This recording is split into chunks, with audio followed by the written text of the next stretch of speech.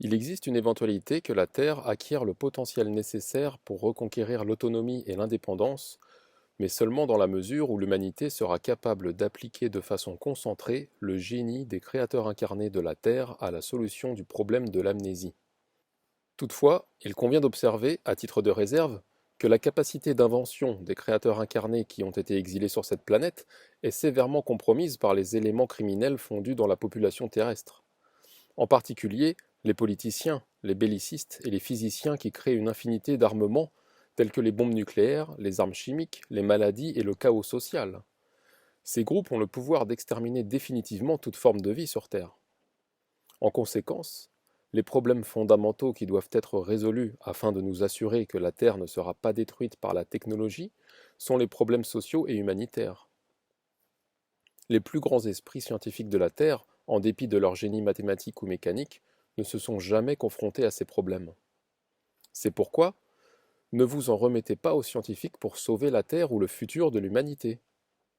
Toute prétendue science reposant sur le paradigme unique que l'existence est composée exclusivement d'énergie et d'objets se déplaçant dans l'espace n'est pas une science. De tels êtres ignorent purement et simplement l'étincelle créatrice produite par un créateur incarné individuel et le travail conjoint des créateurs incarnés qui créent collectivement l'univers physique ainsi que tous les univers. Dans une certaine mesure, toute science demeurera relativement inefficace ou destructrice tant qu'elle omettra ou sous-estimera l'importance relative de l'étincelle spirituelle qui anime la totalité de la création de la vie. Aussi longtemps que sera ignorée la conscience du soi, immortel, puissant, spirituel, l'humanité demeurera maintenue dans le jeu jusqu'au jour de son autodestruction et de sa disparition finale. N'accordez pas plus de crédit au dogme des sciences physiques pour comprendre les forces fondamentales de la création que vous ne feriez confiance aux incantations d'un chaman faisant brûler des bâtons d'encens. Dans l'un et l'autre cas, le résultat assuré est le maintien dans le jeu. Les scientifiques prétendent observer, mais ils ne font que supposer qu'ils voient, et c'est ce qu'ils appellent un fait. De même que l'aveugle, un scientifique ne peut apprendre à voir jusqu'à ce qu'il réalise qu'il est aveugle. Les faits, selon les critères de la science terrestre, ne prennent pas en compte la source de la création. Ils se bornent à inclure le résultat ou les produits indirects de la création. Les faits, selon les critères de la science, n'intègrent aucun souvenir du passé pratiquement infini de l'expérience de l'existence. L'essence de la création et de l'existence ne peut être découverte à travers la lentille d'un microscope, ni par aucune autre mesure de l'univers physique. Personne ne comprendra à l'aide de compteurs ou de compas le parfum d'une fleur ou la douleur d'un amant abandonné. Tout ce que vous saurez jamais sur la force de création et les capacités d'un Dieu peut être découvert à l'intérieur de vous-même, dans votre nature d'être spirituel immortel. L'étude de l'esprit a été rendue stérile par le mécanisme de contrôle mental au moyen de superstitions religieuses que ces mêmes opérateurs instillent dans les pensées des hommes. Parallèlement, l'étude de l'esprit et du mental a été prohibée par la science qui rejette tout ce qui n'est pas mesurable dans l'univers physique. La science est la religion de la matière. Elle rend un culte à la matière. Le paradigme de la science est que la création est tout et que le créateur n'est rien. La religion prétend que le créateur est tout et que la création n'est rien. Ces deux extrêmes sont les barreaux de la même cellule.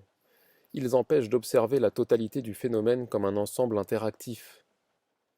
Il est futile d'étudier la création sans connaître le créateur incarné, la source de la création. Si l'on naviguait jusqu'à l'extrémité de l'univers tel que la science le conçoit, on basculerait dans un abîme de ténèbres occupé par une force sans vie et implacable.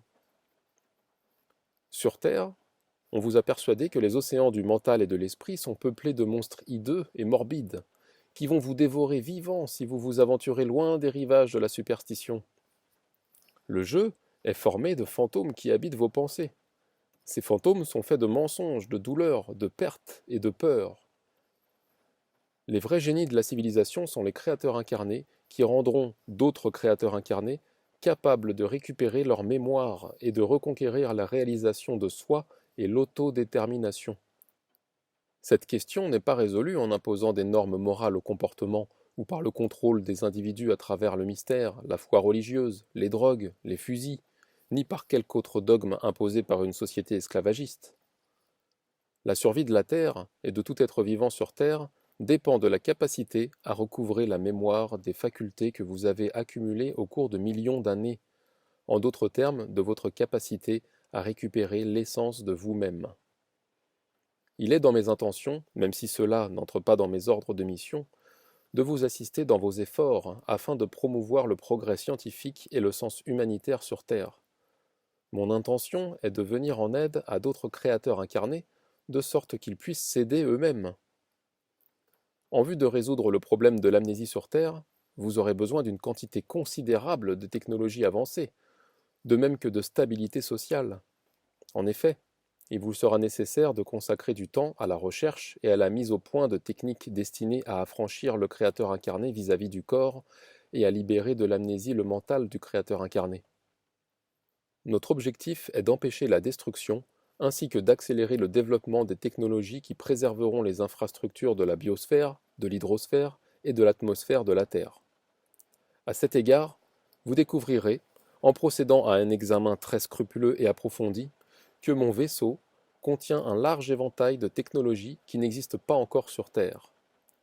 Cela est également vrai du système de navigation, qui exige un créateur incarné dont l'identité vibratoire personnelle a été spécifiquement accordée au réseau neuronal du vaisseau.